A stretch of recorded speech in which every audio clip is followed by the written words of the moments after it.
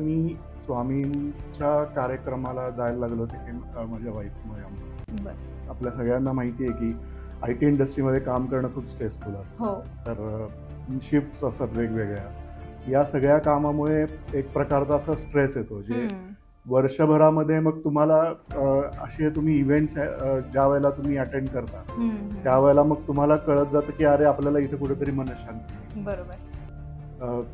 तर माझी सुरुवात स्वामींच्या कार्यक्रमाला जायची हे त्या म्हणजे हे एक निमित्त झालं.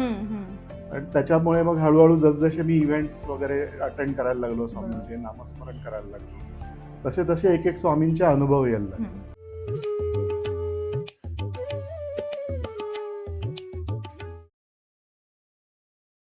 नमस्कार, मी प्रिया. राजोद्धा टॉक्सच्या आजच्या आपल्या नव्या कोऱ्या पॉडकास्टमध्ये आपल्या सगळ्यांचं पुन्हा एकदा स्वागत. आजचा पॉडकास्ट हा खास स्वामी समर्थांच्या अनुभवांवर आधारित आहे. स्वामींची प्रचिती एका व्यक्तीला खूप वेगवेगळ्या पद्धतीनं येत गेली, त्यांचे दृष्टांत कसे झाले, हे सगळं आज आजच्या या पॉडकास्टमध्ये आपल्याला पाहायचंय. आजच्या या पॉडकास्टमध्ये आपल्यासोबत गप्पा मारण्यासाठी आहेत स्वप्नील अरगडे सर. सर नमस्कार. आपलं राजोद्धा टॉक्सच्या या पॉडकास्टमध्ये स्वागत. सगळ्यात आधी सरांकडूनच आपण त्यांची ओळख करून घेऊयात. नमस्कार, मी स्वप्नील अरगडे. मी गेली 18 वर्ष आय टी इंडस्ट्रीमध्ये काम करतोय. आता मी सध्या पर्सिस्टंट सिस्टीम्समध्ये असिस्टंट मॅनेजर म्हणून काम करतो. तर माझ्या हाताखाली ऑलमोस्ट 5-6 लोकांची टीम आहे. तर आम्ही टेक्निकल सपोर्ट वगैरे या गोष्टी प्रोव्हाइड करतो कस्टमर्ससाठी. ते आमचे customers all over the world आहेत आणि गेले 1.5 वर्ष मी साधारण झाले पर्सिस्टंट सिस्टीममध्ये काम करतो. ओके. आता खरं तर सरांकडून आपण त्यांचे अनुभव ऐकणार आहोत जे स्वामींच्या सोबतचे आहेत, स्वामींच्या बाबतीतले आहेत. पण त्याआधी मला सरांना हा प्रश्न विचारायचा आहे की स्वामींचं अस्तित्व आहे, ही सगळ्यात मोठी प्रचिती आयुष्यात पहिल्यांदा नक्की कधी झाली तुम्हाला? खरं सांगायचं म्हटलं तर मी स्वामींच्या कार्यक्रमाला जायला लागलो ते माझ्या वाईफमुळे, अमृता. तर स्वामी परिवार आहे, त्यांच्या कार्यक्रम असायचे दरवर्षी, अजूनही होतात ते पुण्यामध्ये, मुंबईमध्ये. तर तिथं दरवर्षी आम्ही जायचो आणि तिथं स्वामींची वेगवेगळी भजनं, दिवसभरात नामस्मरण, त्यानंतर सेवा असायची स्वामींची. तर या गोष्टी कसे आपण म्हणजे आपल्या सगळ्यांना माहिती आहे की आय टी इंडस्ट्रीमध्ये काम करणं खूप स्ट्रेसफुल असतं. तर शिफ्ट्स असतात वेगवेगळ्या. या सगळ्या कामामुळे एक प्रकारचा असा स्ट्रेस येतो जे वर्षभरामध्ये मग तुम्हाला असे तुम्ही इव्हेंट्स ज्या वेळेला तुम्ही अटेंड करता त्यावेळेला मग तुम्हाला कळत जातं की अरे आपल्याला इथे कुठेतरी मनशांती मिळते. बरोबर. तर माझी सुरुवात स्वामींच्या कार्यक्रमाला जायची हे म्हणजे हे एक निमित्त झालं. आणि त्याच्यामुळे मग हळूहळू जसजसे मी इव्हेंट्स वगैरे अटेंड करायला लागलो, स्वामींचे नामस्मरण करायला लागलो, तसे तसे एक एक स्वामींचे अनुभव यायला लागले. मनशांती म्हणा, एक स्थिरता म्हणा मानसिक, ती त्यावेळे स्वामींच्या नामस्मरणाने यायला लागली. म्हणजे खरं तर लग्नाच्या आधी तुम्ही स्वामींची खरं सेवा तशी करत नव्हता? नाही, म्हणजे सेवा म्हणण्यापेक्षा कसं आहे की स्वामी समर्थ आहेत हे माहिती होतं. आणि म्हणजे पण असं जसं आता नामस्मरण वगैरे आपण करतो किंवा एक प्रकारची सेवा करतो स्वामींची, तर आम्ही आधी करत नव्हतो. बरोबर. पण जसे जसे हे कार्यक्रम अटेंड करायला लागलो, तसे तसे जसे अनुभव यायला लागले, तशी त्यांचा विश्वास हा त्यांच्यावरचा जास्ती दृढ होत गेला. मग त्यातली पहिली प्रचिती कुठली आहे की विश्वास बसला? पहिली प्रचिती म्हणजे मनशांती. एक तर जे तुम्हाला खूप गरजेचं आहे. मे बी तुम्ही कुठल्याही फील्डमध्ये काम करत असाल तर तुम्हाला मनशांती ही सध्या खूप गरज आहे. तर स्वामींचं नामस्मरण या गोष्टींनी तुम्हाला, बाकी काही तुम्ही जर जे कोणी मानत नसतील स्वामींना, बाकी काही तुम्हाला अनुभव नसतील आले किंवा येत नसतील, तर तुम्हाला मनशांती ही 100% मिळणार, एवढं मी आता गॅरंटीड सांगू शकतो. तर पहिली प्रचिती म्हणजे तीच आहे की जसं तुमचं मन जे अस्थिर असतं ते नामस्मरणाने ते स्थिर होत जातं हळूहळू, आणि तसे तसे तुमचे कार्य, प्रभाव आणि तुमच्या भोवतीचा जो ऑरा आहे तो पण वाढत राहतो. तर ही पहिली माझी प्रचिती स्वामींची. आणि मग ह्याच्यानंतरचे अनुभव सुद्धा खूप आहेत. हा. आत्ताचे लेटेस्ट अनुभव माझा आहे तो म्हणजे मी गेले 1.5 वर्षापूर्वी खूप स्ट्रेसमध्ये होतो. म्हणजे मे बी आर्थिक असू देत किंवा सामाजिक असू देत, काही कारणांमुळे बराचसा स्ट्रेस होता लाईफमध्ये. आणि सांगायचं म्हणलं तर मी रात्री झोपल्यानंतर स्वप्नामध्ये माझ्या कांदिवलीला, मुंबईला, बोरिवलीच्या जवळ तिथं चारकोप म्हणून आहे. चारकोपचा एक मठ आला माझ्या स्वप्नामध्ये, स्वामींचा. जो मठ मी आयुष्यभरात आतापर्यंत कधीही बघितलेला नव्हता किंवा ऐकलेला नव्हता ज्या मठाबद्दल. पण स्वप्नामध्ये म्हणजे मला तो चारकोपचा आहे हे कळलं कशामुळे, तर तिथं खाली त्याची जुनी पाटी होती, श्री स्वामी समर्थ ट्रस्ट, चारकोप, बोरिवली, मुंबई, बरोबर, कांदिवली, अशा प्रकारची एक पाटी होती. मी सकाळी उठलो आणि सकाळी उठून मी मोबाईलवरती सर्च करायला लागलो की असा कुठं स्वामींचा मठ आहे का, म्हणजे कौलारू असा मठ आहे तो. त्याच्या शेजारी अशा मोठ्या बिल्डिंग आणि पुढे खूप अशी प्रशस्त जागा आहे मठाच्या पुढे. तर असा मठ म्हणणं मुंबईमध्ये असणं अशक्य आहे, कारण एवढी प्रशस्त जागा मुंबईमध्ये मिळणं म्हणजे थोडं अवघड आहे. म्हणून मी गुगलवरती सर्च केला त्या नावाने, तर तिथं मला गुगलवरती सर्च केल्या जे चित्र माझ्या डोळ्यासमोर होतं, सेम ते चित्र मी सकाळी अमृताला सुद्धा मी दाखवलं की म्हटलं हे बघ, हा मठ आहे, मला पहाटे स्वप्नात आला. आणि अक्षरशः आता सांगताना अंगावर काटा येतो लिटरली, की जो मठ आपण कधी बघितला नाही, जो कधी माहित नाही आपल्याला, तर तुम्ही संकटात असताना स्वामींनी तुम्हाला असं काही प्रचिती देणं, अनुभव देणं, हे खूपच माझ्यासाठी नवीन. बरोबर. म्हणजे स्वामींवर त्यांची खरं तर लग्नाच्या आधी त्यांची ते फक्त स्वामी आहेत हे सरांना माहिती होतं, किंवा पण जेव्हा लग्नानंतर त्यांनी प्रॉपर स्वामींचं नामस्मरण वगैरे सुरू केलं आणि संकटाच्या काळात त्यांना जी काही प्रचिती आली आहे, म्हणजे बघा की तुम्हाला एखादा मठ किंवा एखादी जागा माहिती नाहीये आणि ती जागा तुम्हाला स्वप्नात दिसतीये आणि दुसऱ्या दिवशी उठून तुम्ही त्या जागेबद्दल माहिती काढताय, गुगलला सर्च करताय आणि बरोबर हुबेहूब तीच जागा तुम्हाला गुगलला सुद्धा दिसतीये. म्हणजे ही खरं तर खूप मोठी प्रचिती म्हणावी लागेल आणि तीही असं नाही की ते असं म्हणतात भरपूर वेळा की स्वप्नात तेव्हाच दिसतं जेव्हा आपण आधी खूप विचार करत असतो वगैरे, तर असं पण नाही. म्हणजे त्यांनी कधीच ती जागा बघितली नव्हती, त्या जागेविषयी माहिती घेण्याचा प्रयत्न केलेला नव्हता. पण तरी सुद्धा केवळ मला वाटतंय स्वामींवर असलेली निस्सीम श्रद्धा आणि स्वतःचे चांगले कर्म यामुळे स्वामींचा हा खरं तर दृष्टांत असू शकतो. त्या काळामध्ये आम्हाला अक्कलकोटला जायची खूप इच्छा होती. बरोबर. स्वामींच्या मठामध्ये. पण ते काही शक्य होत नव्हतं. म्हणजे त्यांना तोंड देता देताच अशी परिस्थिती आली होती की अक्कलकोटला जाणं शक्य नव्हतं.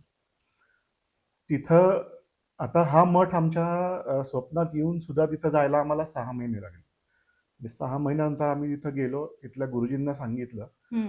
इनफॅक्ट जो काही मठ आला होता तो आता त्याचं खूप स्वरूप बदललेलं आहे त्या मठाचं. जो काही मठ माझ्या स्वप्नावर आला होता तो जुना होता, म्हणजे ते जुनी इमारत होती त्यांची, त्या मठाची. तर तिथल्या गुरुजींना आम्ही विचारलं पण की असं इथं मठ आम्हाला स्वप्नात आला होता, तर अशी त्याची म्हणजे स्वरूप होतं का त्या मठाचं, ह्याची पाटी अशी खाली लावलेली होती का? तर त्यांनी म्हणले हो, पण ती खूप वर्षापूर्वीची गोष्ट आहे. म्हणजे मे बी मला वाटतं मी खूप लहान असेल त्यावेळेला, तर त्यावेळेची ती गोष्ट आहे. त्यामुळे तो मठ मी बघितला असणं हा शक्यच नाही, किंवा ऐकून सुद्धा माहिती असणं हे शक्यच नाही. तर ही सगळ्यात खूप मोठा अनुभव आहे. बरोबर. दुसरी गोष्ट, ज्या वेळेला आम्हाला अक्कलकोटला जायला जमत नव्हतं, त्यावेळेला म्हणजे आम्ही मनातून खूप इच्छा होती की अक्कलकोटला आम्हाला यायचं.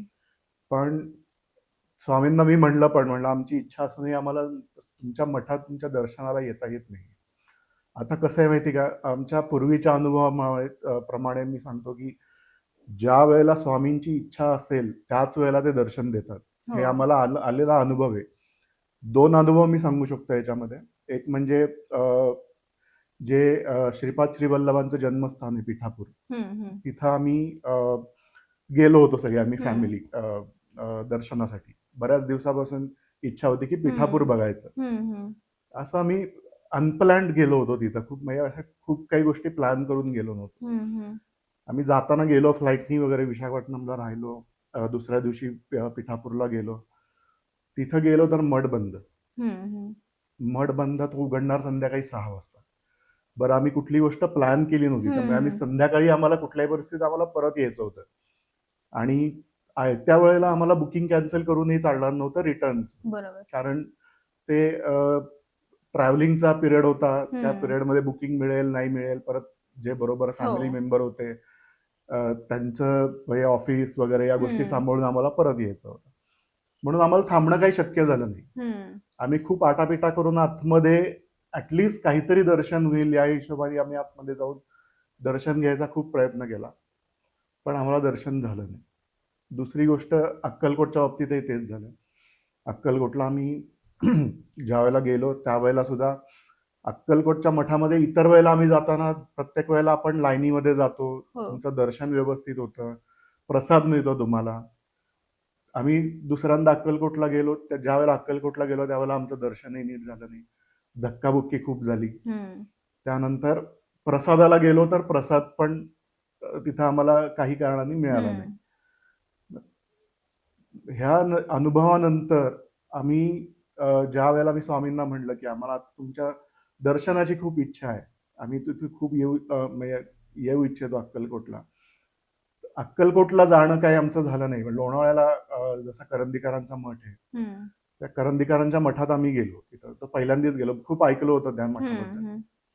तिथं आम्ही गेलो आणि सांगायचं कारण म्हणजे त्या मठात आम्ही गेल्या गेल्या आम्हाला तिथं त्यांचा प्रसाद, महाप्रसाद असतो, तो महाप्रसाद मिळाला आणि त्याच्यानंतर 2 ते 3 महिन्याच्या अंतराने आम्ही जवळपास 5 ते 6 वेळेला आमचं दर्शन झालं त्या मठावर.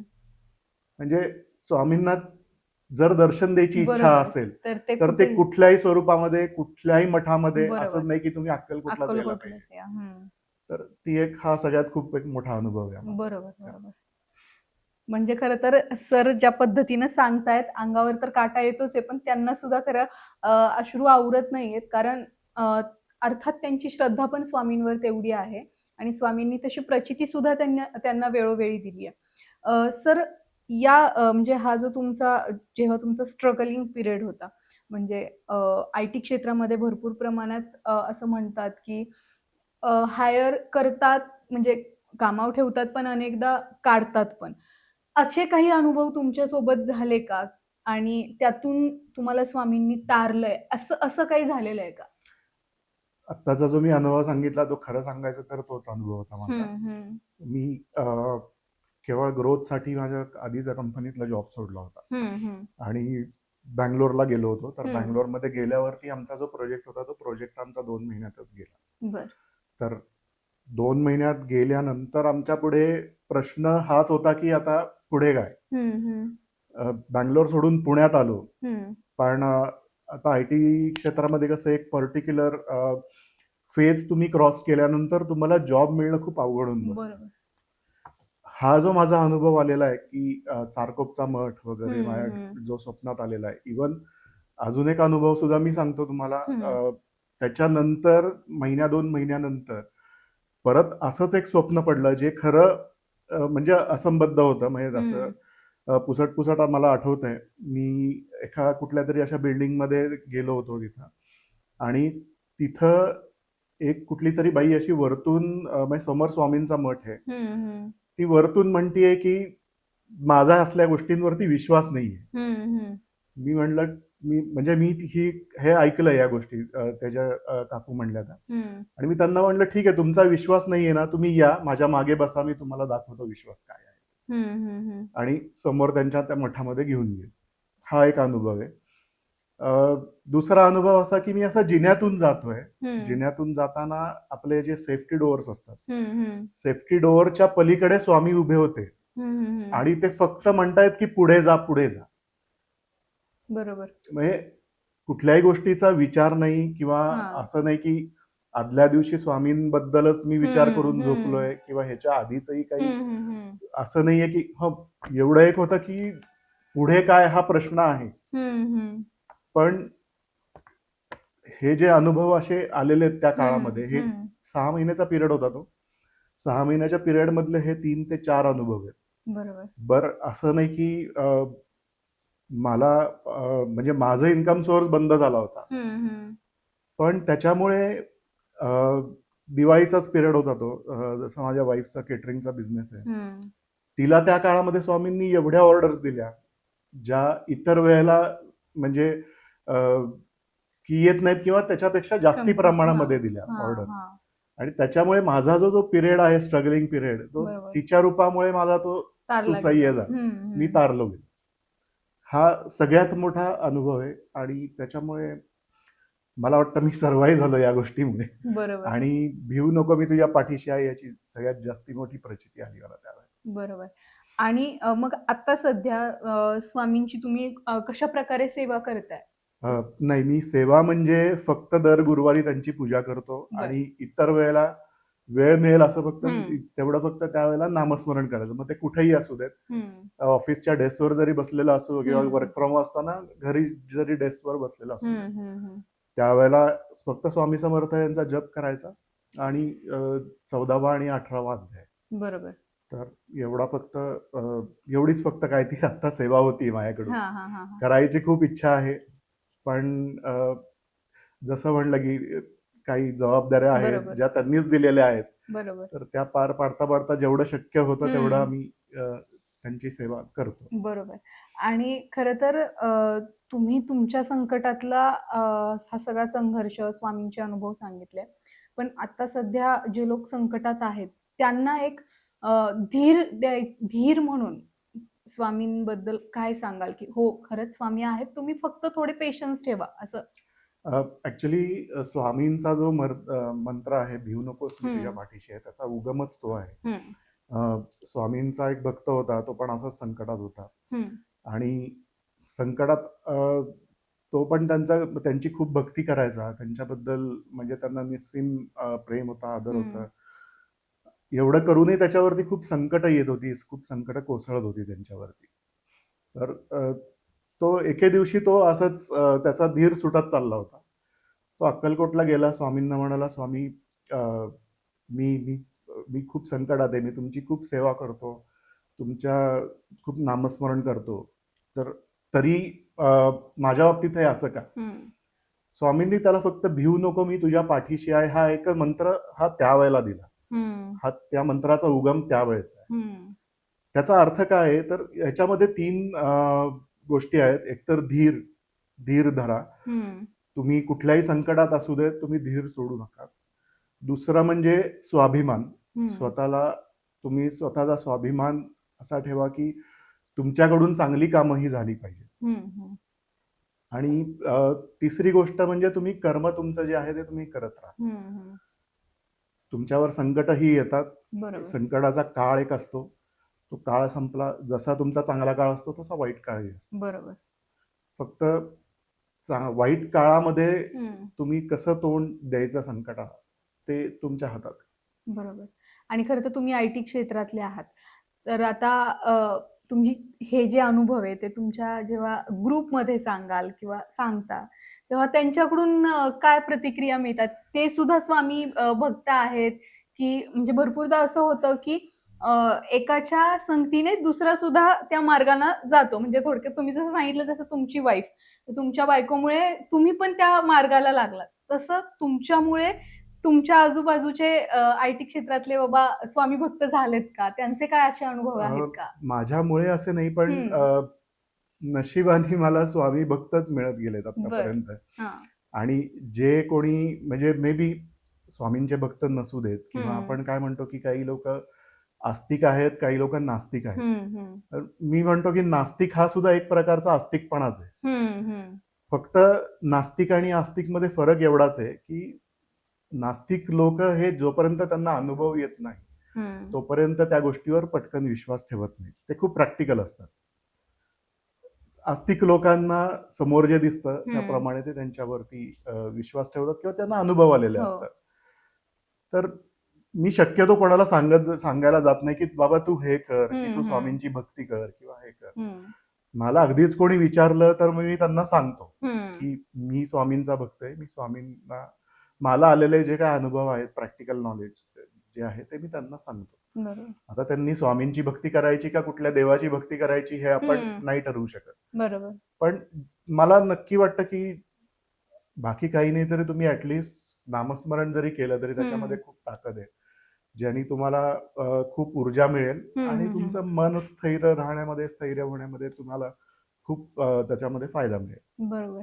आणि सध्या समाजामध्ये स्वामींच्या नावानं खूप जास्त थोतांड सुद्धा माजलेलं आहे. तर त्या बाबाबुवांना जर काही चपराक द्यायची असेल शब्दातून, तर तुम्ही त्यासाठी काय सांगाल किंवा काय बोलाल? खरं म्हणजे त्या सगळ्यांना उत्तर देण्यासाठी स्वामी समर्थ आहेत. आपण माणूस म्हणून फक्त आपण एवढंच करायचं की थोडक्यात आपण अशा लोकांच्या नादी लागायचं नाही. तुम्ही जर प्रॅक्टिकल अप्रोच तुमचा ठेवलात कुठलेही बाबा बुवा असू देत, काही असू देत, ठीक आहे, तुम्ही ते काय म्हणतात ते ऐकून घ्या, पण करायचं का नाही हे तुमच्यावर आहे. बरोबर. तुम्ही प्रॅक्टिकली ज्या वेळेला विचार करता की अरे या गोष्टींनी काय होईल, ह्या गोष्टी करण्याने खरंच माझा फायदा होईल का, ह्याच्यामध्ये नुकसान होईल माझं काही, त्या गोष्टी म्हणजे थोडक्यात तुम्ही स्वतःचा विचार करायला शिकलं पाहिजे असं माझं म्हणणं आहे याच्यामध्ये. आता कोण काय करतं आणि त्याला आपण किती प्रोत्साहन देतो हे प्रत्येकावरती डिपेंड आहे. तर तुम्ही त्यांना प्रोत्साहन देऊ नये अशा लोकांना एवढंच माझं फक्त सांगणं आहे. तुम्ही प्रॅक्टिकल बना, तुम्हाला जे योग्य वाटतं ते योग्य तुम्ही त्या गोष्टी करा. फक्त स्वामींच्या नावाने कोणी करत असेल तर मला नाही वाटत की जे बरोबर आहे, पण त्याला उत्तर द्यायला जसं मी म्हटलं त्याप्रमाणे स्वामी समर्थ आहे, त्यामुळे ते हे करते. आणि स्वामींचं अस्तित्व तुमच्या आयुष्यात सध्या काय आहे किंवा काय एका शब्दात सांगायचं झालं तर? खरं सांगायचं तर ही माझं म्हणजे जे काही संकट आलं होतं मागचं, त्याच्यानंतर हा आमच्या आयुष्यातला पुनर्जन्म आम्ही म्हणू. बरोबर. आमचं जे काही आता नंतरचं अस्तित्व आहे ते त्यांच्यामुळेच आहे. आई वडील तुमच्या पाठीशी असतातच. कसं असतं, 99% हे तुमचं कर्म असतं आणि 1% जे आहे ते दैव असतं.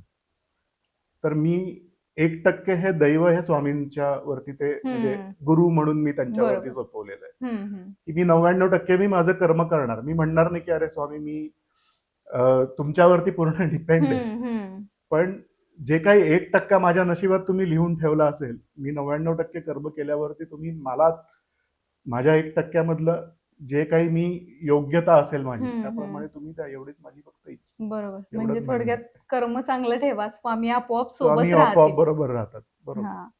आणि खरं तर तुमच्या आयुष्यामध्ये अशक्य ही शक्य करतील स्वामी ह्या एका ओळीचा कसा काही इफेक्ट आहे किंवा कसा तुम्ही तो आम्हाला समजावून माझा सांगा? एकाच अनुभव मी जो तुम्हाला सांगितला त्याच्यावरूनच मी सांगतो की ही ओळ माझ्या आयुष्यात सार्थकी लागलेली आहे. अशक्य ही शक्य करतील स्वामी. बरोबर. जे काही आम्ही आता सेकंड इनिंग आमच्या आयुष्याची आम्ही म्हणू शकतो, जे काही आम्ही आता उभं राहिलोय, ठीक आहे, अजून पूर्ण आम्ही कम्प्लीट त्या फेज मधून गेलेलो नाहीये किंवा बाहेर पडलेलो नाहीये, पण 90% आम्हाला स्वामींनी त्या फेज मधून बाहेर काढलेलं आहे.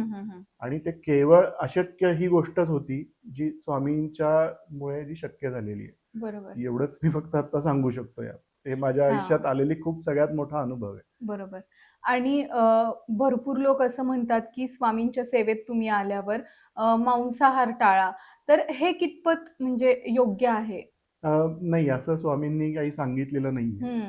तुम्ही कुठला आहार घ्या किंवा हे करू नका, पण आता आहार कुठला घ्यायचा हा प्रत्येकाचा प्रश्न आहे.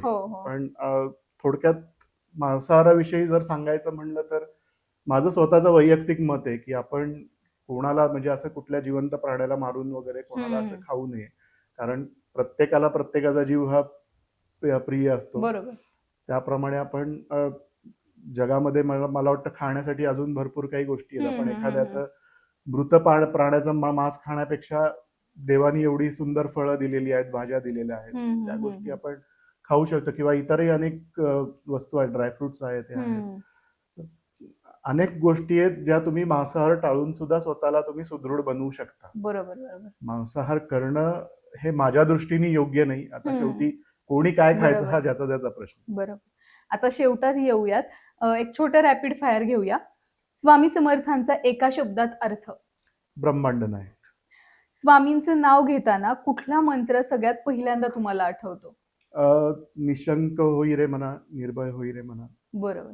प्रचंड स्वामी बळ हे पाठीशी हा. अशा शक्य करतील स्वामी. बरोबर. स्वामी समर्थांशी संबंधित आवडतं एखादं ठिकाण? अक्कलकोट हे सगळ्यांचंच प्रिय ठिकाण आहे. मला त्याच्या व्यतिरिक्त मला कुरवपूर, त्यानंतर पिठापूर, श्रीशैल्य, लाडाचं कारंज ही ठिकाणं मला आवडतात. ह्याच्यापैकी माझी सगळी झालेली नाहीये, पण करायची खूप इच्छा आहे. म्हणजे हे स्वामींच्या रिलेटेडच आहे? स्वामींच्या रिलेटेड ही सगळी ठिकाणं आहेत, ज्याचा उल्लेख गुरुचरित्रामध्ये सुद्धा आहे आणि स्वामी लीलामृतांमध्ये सुद्धा आहे. ओके. आणि स्वामी समर्थांकडून मिळालेला सगळ्यात मोठा धडा?